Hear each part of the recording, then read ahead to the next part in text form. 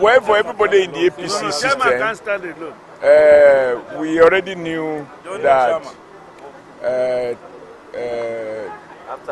three governors were going to leave: Benue, Kwara, and Sokoto.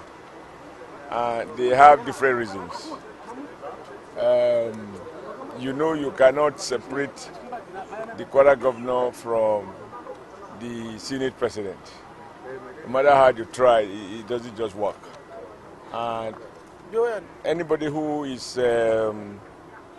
familiar with the political terrain already knew that these three were leaving for different reasons. So nobody in the APC system, at least at the national level, is surprised about the development. If anything, the only surprise element is that they've stayed a little longer than we thought.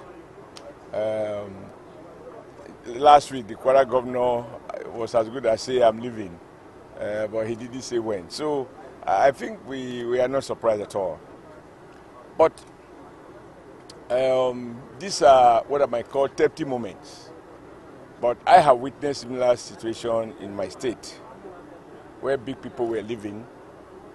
But the beauty of democracy is that whether big or small, if it is one man, one vote, on election day, no difference between a senator, a president, a journalist, and any other person. And I think it's good for, in a sense, we have to accept that once a couple, for one reason or the other, find that they are not compatible, the only honorable part is for people to go. I was happy, at least for one thing, that the Senate president, as a mark of honor, accepted that he's leaving not because the new leadership did not make effort.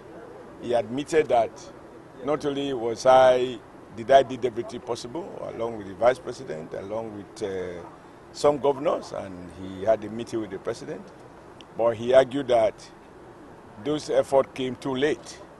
But I couldn't have started acting before I was born.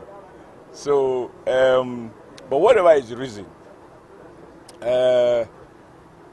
we can declare from party, we can't declare from Nigeria.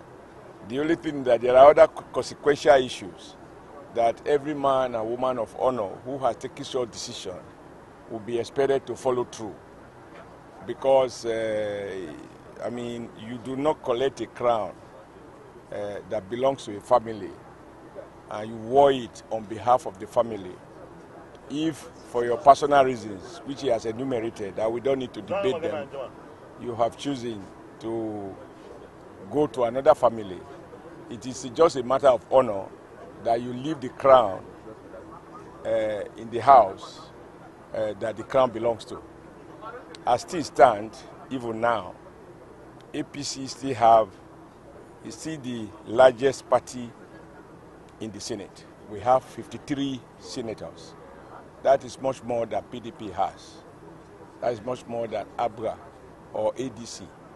So I think the important thing is our democracy is still evolving, and there are a couple of lessons to learn from each of these developments. And going forward, we will expect the system to get stronger to the extent that it's able to learn the correct lessons and take the correct steps to profit from this development. I have made this point. Some commentators who don't quite seem to understand, take one part of the argument and they leave the other. I have said, if people have genuine grievances, genuine verifiable grievances, we are committed even now to listen and address those grievances in what I call win-win manner. I have been consistent with that during the campaign. I have been consistent since I was sworn in, and I made this point in my acceptance speech. I have emphasized this when I met with the Senate caucus, and I emphasized the same when I met with the House of Rep caucus. But we are ready to do justice to anyone who is genuinely aggrieved and whose grievances are such that we can deal with them, provided we are true justice, fairness, and both sides purge themselves of any arrogance. I have said that, and to the best of my knowledge, all senators were happy, and the House of Members. But what are not negotiable, there isn't much I can do about it. If there are personal issues, because they are personal, there is not much I can do. I can address what is on the table, I can't address what is under the table. Yes, sir. What if Saraki says to wrong with your crown? What will you do? Pardon? What if you wrong with your crown? There is no need to begin to speculate, because we are in the real world, so we are not in we don't have to deal with hypotheses. Thank you. Senate Leader.